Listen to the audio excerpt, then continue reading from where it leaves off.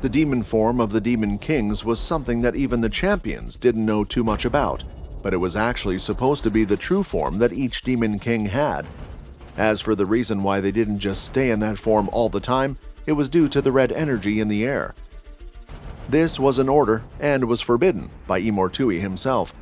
The full demon form would attract the red mist energy from all over and condense around them, instead of flowing throughout the entire universe, and he needed the energy to do its work, to do its thing, keep the population of the red space violent and aggressive. So if the demons stayed in their demon form for long periods of time, it would cause great problems for him and his greater plans. Immediately after transforming and now standing in front of Chris and Edvard, Bisha threw out his fist. He wasn't within range of the others, but the marking on his chest started to light up, and the red energy had gathered on top of his fist. Exploding out of the air, heading towards them, it looked like a giant meteorite. This was far bigger than the objects that had been thrown at them before, and looked a lot more powerful as well.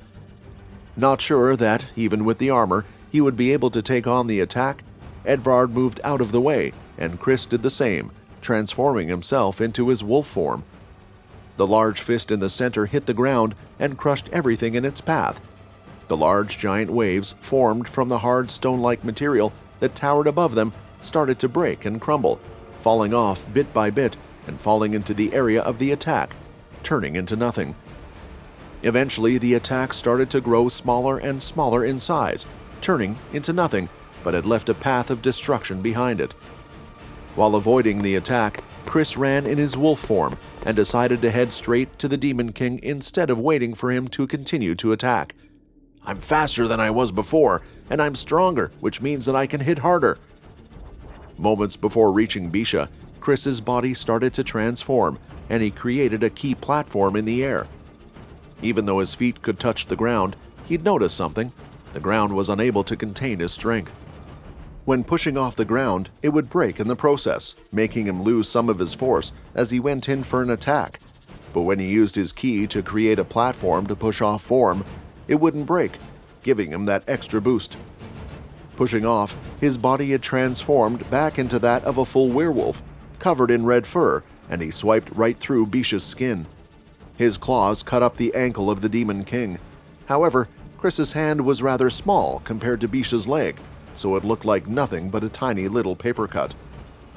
"I know I'm still not strong enough to take him down with a punch, but if I put all the power into my claws, it can still rip into his skin."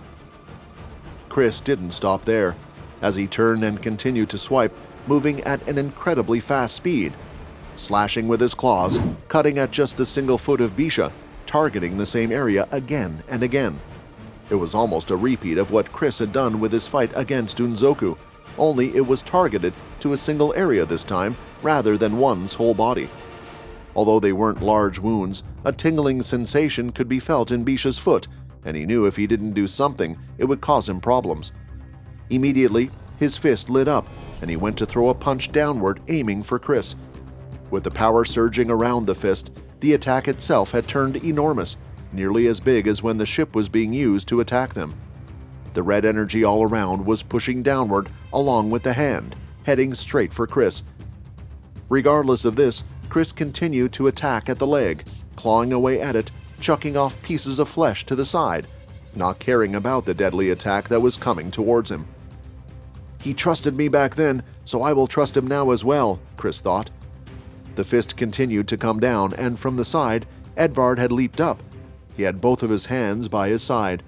As the armor pulsated up from the toes, he threw out both of his hands, pulsating with power, and it pushed the large arm to the side heavily. Bisha's punch was thrown off course, and he nearly lost his whole balance as well, falling to the ground. The fist had crashed into the ground, but it had done so next to Chris instead. The energy from the fist had still hit him, crashing on top. Covering his body with ki, Chris gritted his teeth. "Ah!" he exclaimed as he forcefully pushed, breaking out of the red mist. Immediately, Chris powered through and went straight for the same foot again. Despite the immense pain he was feeling because of the red mist, he could only think about his current target, that 1 foot of the Yak Demon King. Bisha now was keeping an eye on the one that was able to produce such explosive power and threw out his other hand, releasing another meteorite of power. This was too close for Edvard to avoid, so he had no choice but to attempt to blast it back with his fist as well. Throwing out an explosive punch, it hit the meteorite of energy, but it didn't get pushed back. Instead, it was Edvard who was feeling the intense pain. Although the energy had entered inside him, on impact he felt a great pain on his whole body, causing blood to spew out of his mouth. "Fuck, this hurts," Edvard thought. With his other fist ready, he punched the meteorite of power again. His feet were skidding across the ground now, but his arms and whole body were still being affected by the strange power, still hurting him as he continued to be pushed by. Leaving one hand on the attack, he punched with his other fist, and then he would alternate doing this. He continued to punch and punch until it completely disappeared from his sight, breaking it apart. "How? Is someone like you still alive?" Bisha shouted. His attack, which destroyed everything in its path, had not destroyed this small figure. The blood had poured out of Edvard's mouth and was now on his armor. He couldn't imagine taking a direct hit from the demon in this form, but it was something he needed to do. He knew he was not as strong as the others, but he had vowed that he would not be a burden. "I will show you the power of an original." Running forward, Edvard leaped in the air, with his fist ready, and matching it, Bisha had thrown out his fist as well. The two were ready to collide. That was until a large snap sound was heard, and suddenly Bisha's fist fell to the side and was going off target. He looked to the ground, and he hadn't even felt what had happened. The flesh on his foot, it had been torn off completely, to the point where only his bone could be seen. Seeing this, Chris still hadn't stopped there. He continued to attack and eventually broke the bone as well. "Don't stop there! X marks the spot!" Chris shouted as he dug his claws into the giant demon and started to run up its body. Bisha was still in the middle of falling, but he was ready to stick his stump into the ground. Chris felt extremely alive, his claws pulsating with power and his ki raging in him. As he ran up to Bisha's chest, he swung his arm. His claws ripped through the skin, but then a large claw strike appeared, cutting off more of the flesh on his chest. It left behind a huge claw mark on Bisha's chest. Chris then repeated the same with the other hand, tearing off another claw mark, making a large X shape with his attacks, and it was right where Bisha's heart was. With the flesh torn off and the muscle exposed, the heart could clearly be seen beating in Bisha, pulsing with a dangerous intensity. It was an open target.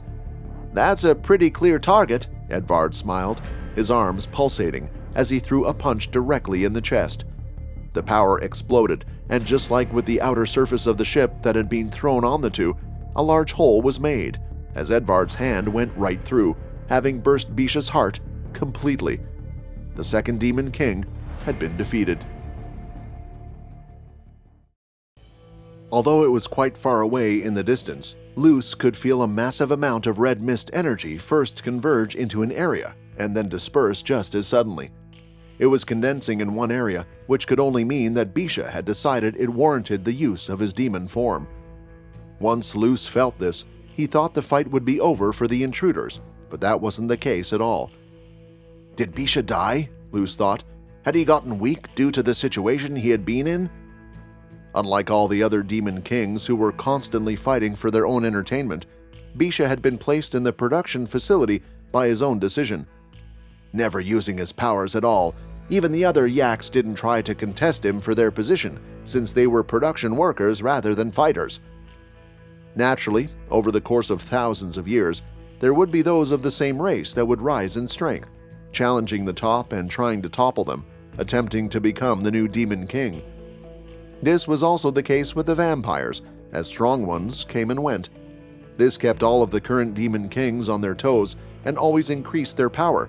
Perhaps it wasn't the same for Bisha due to his position and his role on this planet. Still, even with a weak Bisha, I can't discredit the other's strength. One would still have to be at least as strong as the champions if they were able to do that, and it seems some of these have a few tricks up their sleeves, Luce thought, as he looked straight ahead at the three coming towards them. Peter jumped in the air, and with a fist, he punched what looked like a giant hammer that was left on the ground. It went flying toward Luce. The palm of his hand lit up with the strange white liquid energy again, and when the hammer reached him, he swung his arm out. It hit the hammer and flung it across, hitting the side of one of the ships, making a loud bang before falling to the ground. "This guy's powers are so strange and annoying," Peter shouted, as he threw out a couple of fists of energy, firing them from his hands towards Luce. Hickle jumped up in the air and hurled blood aura swipes from above at the same time. With both of his hands, Luce started to make circles around his body, creating what looked like white-colored shields that he held onto. Moving them, he blocked the attacks of Peter. When the attacks hit the white shield, it just dispersed the energy into nothing. The attacks hadn't even pushed Luce back. With his other hand, Luce quickly moved it to each of the blood swipes. These attacks, when hit, exploded, creating a dust cloud. "Support me!" Peter shouted. He rushed forward, kicking off from a giant rock, his headtail wrapped around his fist as he gathered his energy. As the smoke started to settle, Russ could be seen right by Luce's side. He had teleported there and swung his sword. The white shield was lifted, but when the sword made contact, it disappeared. Throwing out his fist, Peter came at the Demon King almost immediately after, but Luce moved his head to the side, avoiding the blow. At the same time, Peter's headtail swung from above, but with just his hand, Luce knocked it to the side, hitting it into the ground. It was clear that defeating him would not be as simple as just canceling his white energy. "Your sword has a strange power, but it's clear you are not a swordsman." A strike was made with the sword, rather than placing it back in its sheath, but the Demon King avoided it swiftly, and with a glowing palm, he smashed it right into Russ's stomach, sending him flying in the same direction as the hammer. Before he had crashed into it, Hickle had managed to rush over and catch him just in time. However, the damage had been done. Blood was coming out of Russ's mouth. "We can't get through that strange white power without Russ using the sword, but at the same time, if Russ uses the sword, he's practically just a human. Any transformation he had or powers just disappeared." That wasn't all Hickle had to worry about, because Luce had grabbed onto Peter's hand, and now the strange white liquid power was expanding, growing in size, and creating an entire shell over Peter. Peter swung his other hand, but it hit the white substance, unable to move like it was stuck in some kind of glue. He then used his two heads' tails to try to cut at it, but it was doing nothing, and eventually it covered his entire body. What looked like a giant white eggshell was now on the field, and there was no sign of Peter because he was in the egg itself. "Now that's one of you dealt with. I will have to deal with you two and go see what's happened on the other side," Luce said. The frightening power of one of the right-handed men of Immortui was being shown. At the area where the land looked like giant frozen waves, Chris and Edvard were looking at the fallen giant on the ground. Edvard was still recovering. His insides felt like they had been ripped apart, but he was just thankful that the armor was still in one piece. When inspecting the giant, Edvard started to look at its foot. It had been ripped apart, torn bit by bit in every way possible. It was a gruesome sight. For Chris, he was no longer in his red werewolf form, and he felt a little pain throughout his body. He had been in the form from the get-go, transforming to his strongest self from the start of the fight. He had already been pushing it by staying in the same form for an incredibly long time. "We just barely made it through this," Edvard said. "If we had to deal with two of the Demon Kings at the same time, we would have been done for." With the strength he had, Chris leaped up onto the large yak's body, and he looked at its large size with his eyes. "I know what you're thinking. Do what you need to do," Edvard said. "I'm out for the count for a while. I won't be able to help the others, but you, if you eat a Demon King, your growth would be exponential. You might be able to match up to them on your own." The amount of energy gained from the general on its own, it was what allowed Chris to keep attacking without even taking a breath. It was something he wouldn't have been able to do before, but with this, would he become something else? Would his power be able to match Unzoku? An item was flung from his side, and Chris managed to catch it with his hand on reflex. He noticed it well. It was one of the flasks that vampires would use. "Don't go eating every part of him. Remember, we need to get that blood for Quinn as well," Edvard commented. "That's 2 down and 3 more to go." Taking the flask, Chris went to the hole in the chest. Due to the large body, it was quite easy to find a part that was leaking with fresh blood. After leaving it there for a while, the flask filled back up, and it was thrown back to Edvard, who was now sitting on the floor. "All right, it's time," Chris said, as he transformed just the top of his head. His snout grew larger, and his hands started to transform as well. These two things made it easier for him to eat. Slashing a part of the flesh with his claw, he looked at it before proceeding to place it right into his stomach. As the first bite went down his throat and his body immediately started to digest it, he could feel it, the new power, the new energy surging through his body. Edvard was watching everything carefully. "Based on what I saw, I don't think the other Demon King is going to be as easy as this one. And if more start to get involved, I can tell, my body, it's out for the count. I can't use the power of the armor anymore. I'll be pretty much useless for this whole thing. So, Chris, you need to get stronger. So much stronger that you can take these guys without my help." Memories started to flash back in Edvard's head once again, and he couldn't help but chuckle at himself. "I can't believe it. Now of all times. I'm relying on the help of a werewolf. I guess we were the ones that were in the wrong in the end, huh, Gary?" Quinn was running at full speed through the wasteland. It was an open area, and there was nowhere for him to hide. Several large bone-shaped spikes started to come from the sky and were aimed directly at him. Zigzagging his way through, Quinn avoided them all one by one, allowing them to pierce the ground. He avoided all of them as they came one after the other, but he wasn't planning on just running forever. For now, he wanted to first test the strength of the champions and see what they could do. Another large bone-like spike came toward him. Timing it right, he turned around and managed to grab one of them. His eyes scanned the area quickly, eventually finding his target off in the distance. "There you are!" Quinn saw Calva. The bones were being produced out of his back and were shooting up into the air.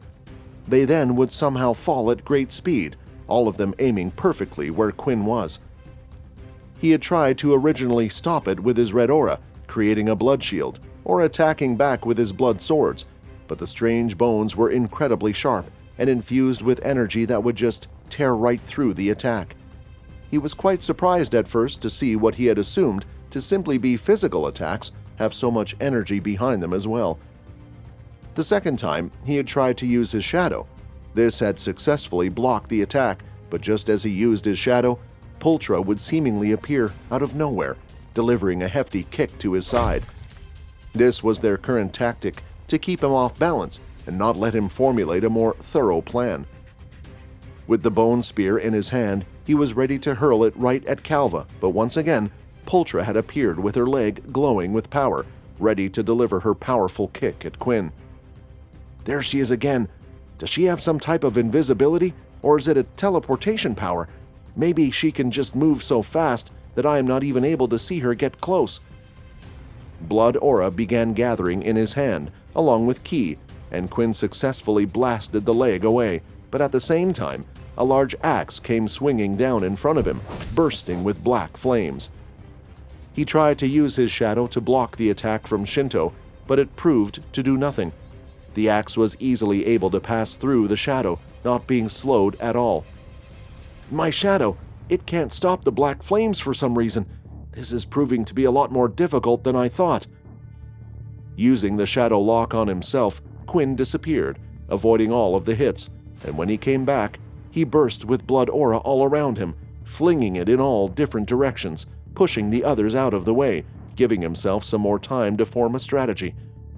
The power was strong, but not strong enough to injure them, and the spikes falling from above were falling once again.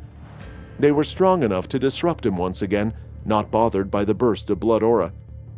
Quinn decided to retreat, running through the large open area again as he thought of a way to deal with the situation. Right now, the only good thing for Quinn was that he knew that this training would not be a waste of time for him. He was learning quite a bit, but he still knew he needed to find a way to defeat the three champions. Pultra was watching everything very carefully, trying to evaluate the situation. "He is faster and stronger than his friend, and has several different powers. Of course, we are going all out here, unlike I did before. I was only testing the one called Sill's strength. He still would have beaten me, but I would have put up a good fight. Right now, though, I can't see a great difference in strength between Sill and him. You have to show me why all those powerful people have such faith in you. Show me why you're going to be the one that can beat him or Tui." Pulchra continued to fight with everything she had, as did the rest of the champions, all in hopes of creating an even stronger fighter, someone who could take down Imortui. Despite how hard they were working here, all of them still had a big doubt in the back of their heads. They were still unsure if they were not just creating an even bigger monster. Meanwhile, Quinn himself was trying to figure out what was different from before. "It's strange. I know I'm stronger and more skillful than all of them in every single way. If I was to do battle with Calva, I could use shadow portals to redirect his spears and then overpower him with my physical strength or vampire aura. It's the same for the other two as well, but if I try to use the shadow that way on Calva, the others disrupt me before I can fully utilize my own physical strength, and Calva is strong enough to avoid his own attacks. If I try to use their own attacks against them, both Shinto and Pulchra disappear. In my fights when I'm battling them on my own, I'm able to corner them or overwhelm them with my strength, but they're extremely versatile in so many ways. With his armor's active effects, he might be able to do something, but if they turned out to be useless against Imortui like they had been the last time, then he needed to figure out another way. The training was proving more useful than he thought. But as he fought against the three at the same time, he went up against someone who had a huge variety of powers and a lot of ways to use them. He couldn't help but think that this was a bit like if he were to go up against Sill. At the same time, Sill was in a tough battle of his own. He had been switching, using the clones to fire elemental attacks, while he was using his large Grand Demon Tier Golden Sword to strike at Imortui directly. When he did this, though, he used his speed ability to be able to strike quickly and would target the armor repeatedly. With Imortui having to defend against his attacks, he was unable to use his colorless power. "This is going well. I don't think I'm doing any damage, but I am managing to stall him. But if things continue like this, I'll eventually run out of MC cells. I can't keep this up forever. Hopefully the others can succeed as well."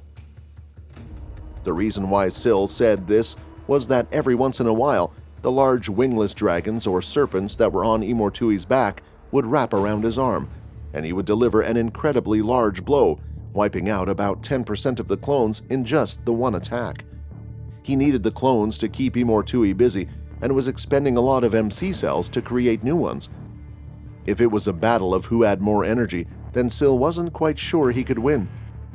Once again, as the elemental attacks from the clones hit Imortui, the strange skin-like armor on his body started to cover the entirety of himself. Sill charged in at this point, swinging the sword, only this time it clashed against something hard. Something had changed. "Did you think that if you did the same thing again and again it would work?" Imortui said. The red energy had gathered, creating a layer over his armor and his hand, protecting it from the sword. Imortui had managed to block a strike that was about to go right across his chest. "That sword is interesting, but not strong enough," Imortui shouted as he went to strike Sill, who used his super speed to block with the sword. It started to light up, but before it could complete its attack, Imortui grabbed it with his fingers and tensed his hand, breaking it on the spot and crushing it to pieces. Sill, feeling the danger coming on, leaped back. As he did, Imortui swung his arm, and the red energy that had gathered around his hand dissipated into several small balls of energy. They went out faster than bullets and hit half of the clones, wiping them out on the spot. "This guy, he has so many tricks and so many different powers. I feel like I'm fighting against Quinn," Sill thought to himself. In the moment he retreated and thought about what to do, Imortui had raised his hand, and the colorless ability had been activated. The area around them was turning into a world of black and white. Peter was trapped in a giant white hardened shell, unable to get out or attack in any way, while Russ had been hurt relatively badly by the last attack. Thankfully, he managed to use his powers to start to change his body slightly, so that he did not have to worry too much about the damage. He was also using a form of healing on himself. His hand pressed against his chest with a soft glow, and he soon stood up next to Hickle. "So, do you have any ideas on how to beat this guy?" Russ asked. There was a new determined look on his face, and he was full of focus after being hit. It looked like he was taking this fight very seriously now and had his full attention on it. "I have to admit that my attacks don't seem to hurt him," Hickle replied. "The best I can do is cause a distraction, so it will be up to you in the end to finish him off." "How are we going to do that?" "I'm still working on that." "Very well," Russ said as he looked down at his arm. The Godslayer bracelet that had been created for him was still present. He wanted to test out its effects in a situation that wasn't so important, but if they were going to die anyway, then he might as well gamble. Rising up from behind Russ was the dark purple shadow. Meanwhile, his legs had transformed into that of a Pensui and his arms into that of a Dalki, a combination of strengths that would allow him to fight head-on. Hickle was the first to strike, throwing out his blood aura in all directions. Rather than going straight for the target, it went for the egg-shaped figure as well as the large items around. When the blood aura hit, his explosions set off. The giant items were falling to the ground, being blown to pieces, causing debris to go everywhere, but the egg was intact, even with all the attacks that landed on it. Rushing through all of the smoke was Russ. His super-fast legs propelled him forward, and he threw out with the large fist of the Dalki, bashing right into Luce. He had been somewhat distracted by the smoke, unable to make a shield in time. "Impressive. You are quite fast. I knew you would be the most troublesome," Luce stated, and he used his white liquid power to form a polearm of sorts. He spun it around and deflected the next hit that came from Russ, knocking both of his hands off to the side. Luce was extremely skillful with the weapon in his hands and dashed forward, aiming to thrust it into Russ's stomach, but he managed to move away quickly. "I have the legs of the fastest person in our universe. There is no way you are going to be able to hit me," Russ stated as he jumped up. Luce swung the pole to the side, ready to knock him out of the air, but before he could, Hickle was there, his hand right by his side, glowing a bright red. "Let's see how you fare taking a hit from this close up." Hickle hit Luce right on the side and exploded him away. His power wasn't directed in the normal way his explosions would work, blowing up in every direction, but was short and directed, making it way more powerful and compact, but it still injured Hickle's own hand in the process of using it in this way. While skidding across the ground, Hickle soon noticed something wrapped around his waist. It was the strange white material that Luce was able to produce. It was starting to wrap around his arms and was moving all over his body, and lifted him in the air before slamming him onto the ground head first into the rocks. The pole had changed shape and form. With his other hand free, Luce shot out his ball of power, which homed its way toward Russ. When it was just about to reach him, though, the shadow moved in place, stopping it. The white ball looked to be pushing against the shadow, unable to push further forward, but it eventually moved out of the way and started to zigzag, trying to come from another angle. As it did, Russ would again move the shadow, blocking it in place. This was the best defense he had, and it was working.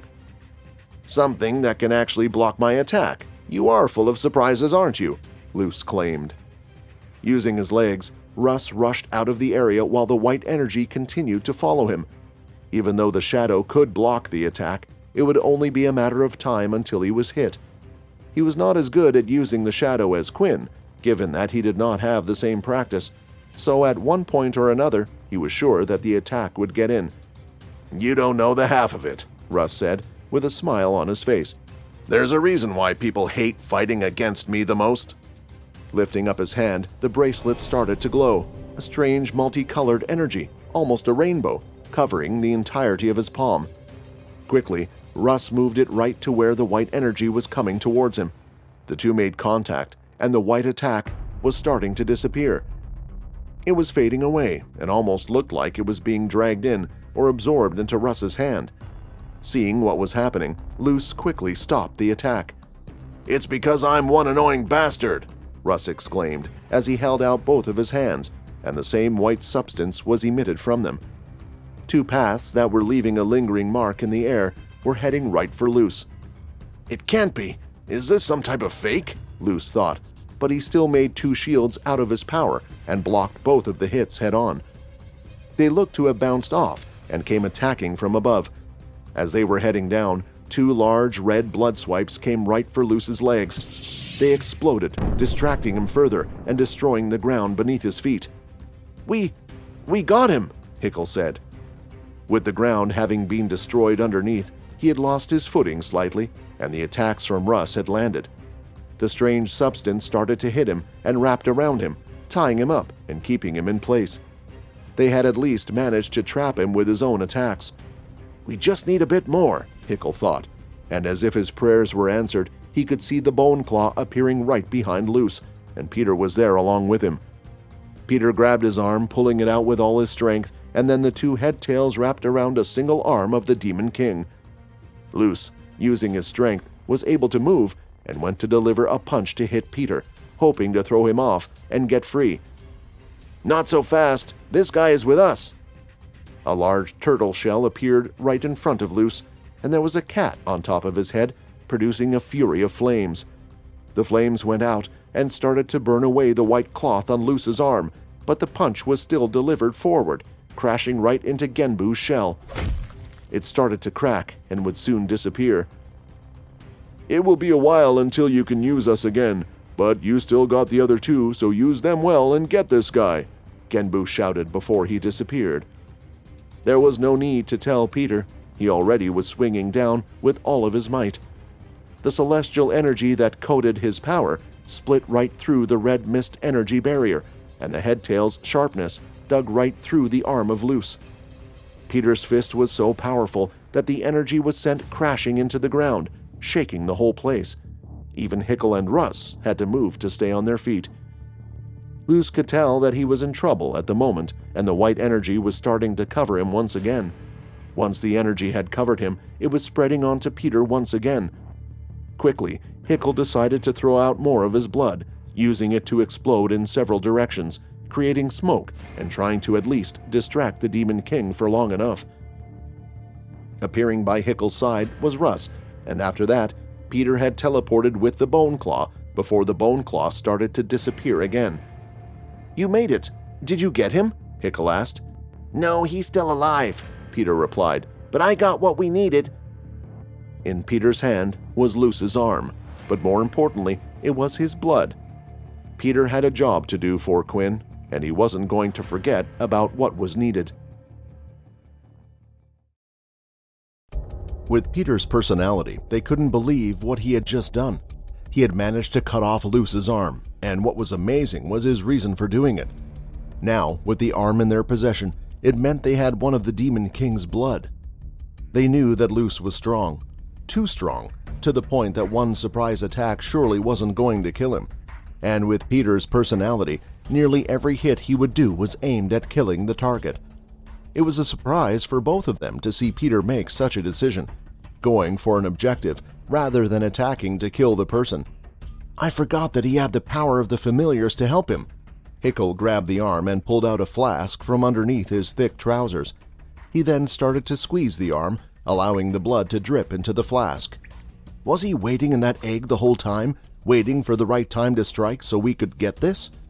That was precisely what Peter had done, although it wasn't all his idea. Ovenik, the black cat familiar, was the one who had suggested it to him, stating that he could escape with the help of the Bone Claw's teleportation power whenever he wanted. However, he should wait for the right opportunity. They would all attack the Demon King at the same time when they could. It was always Peter's aim to get the blood first, though. In his mind, the blood was the most important thing to help Quinn. Then they could focus on taking down the Demon King later. They would only have one chance at this surprise attack, and rather than focus on the chance of taking Luce down, Peter had decided that the blood was more important.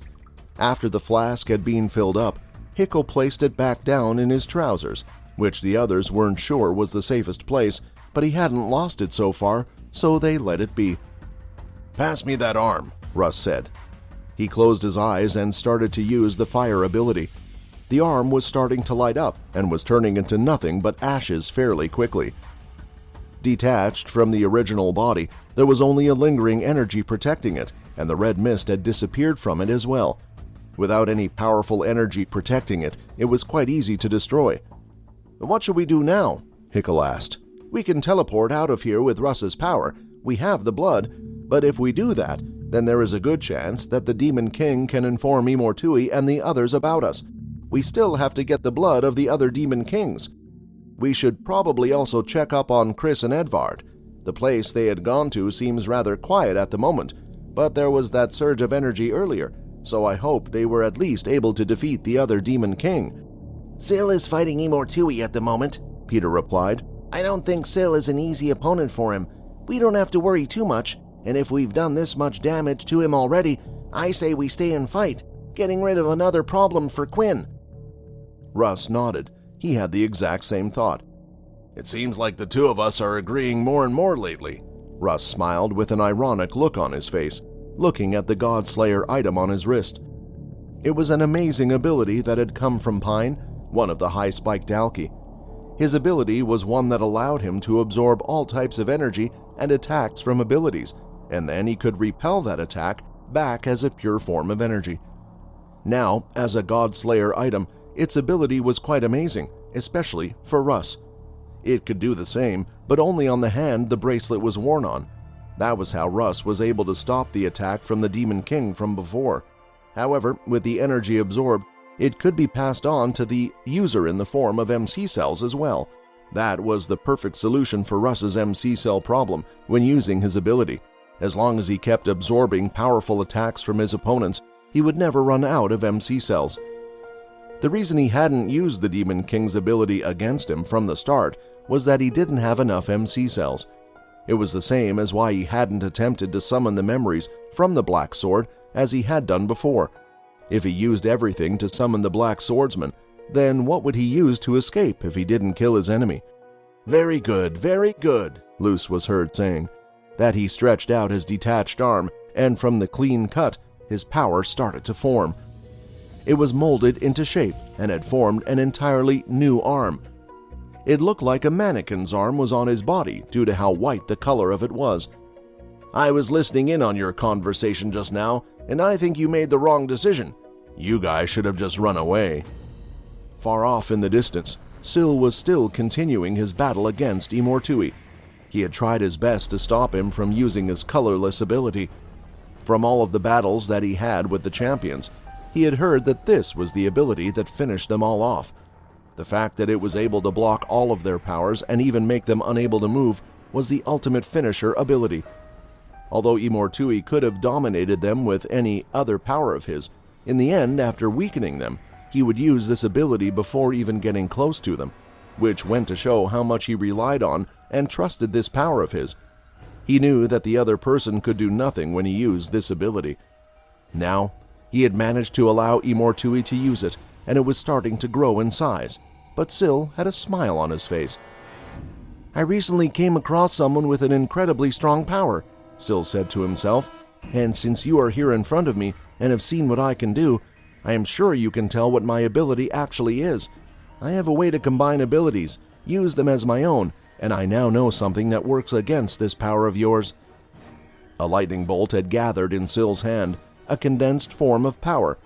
If he threw this, though, he knew that when it touched the colorless area, it would just start to fade. But he had another idea, something that he had a feeling would work against this power. "I heard you fought against Quinn, so you must have experienced him use this power before." Shadow started to emit from Syl's hand, and it slowly started to move onto the lightning bolt, coating it and making the outside of it glow slightly. The dark purple of the shadow was pulsing with the light of the lightning bolt and giving off a very menacing aura. Right then and there, he threw out the lightning bolt, straight at the expanding colorless energy. It zapped across the area, and when it had entered the colorless zone, the shadow was protecting it from being affected. While the shadow power was not able to negate the effects of the colorless power completely, it was slowing down the effects of the colorless power at least. It zapped across and pierced right into Imortui's chest. The tip had entered through his skin and started to electrify his whole body. For a moment, Imortui lost control over his power as he was hit, and the colorless power was starting to fade slightly. While the attack had not done a lot of damage, Imortui was still stunned by the result. I thought the only one I would have to worry about was Quinn, but there was someone from Earth who was this strong as well? Imortui grabbed the lightning bolt, pulled it out of his chest, and threw it to the ground. His power would eventually make it disappear anyway. That was just a flesh wound and will only delay the inevitable, Imortui said. All you have done is buy a little bit more time for yourself. Yeah, that's what I wanted, Syl replied. Just to delay you a little, so I could access your mind and bring out something else, someone else that gave you a lot of trouble. There were things that Syl had managed to see in Imortui's mind that he wouldn't be able to summon with Russ's power, despite the large number of MC cells he had, but he did find one person that he could bring out, a person that he knew could help him in this situation. Coming out of the ground, in tattered black clothing and holding a black sword by his side, was the Black Swordsman.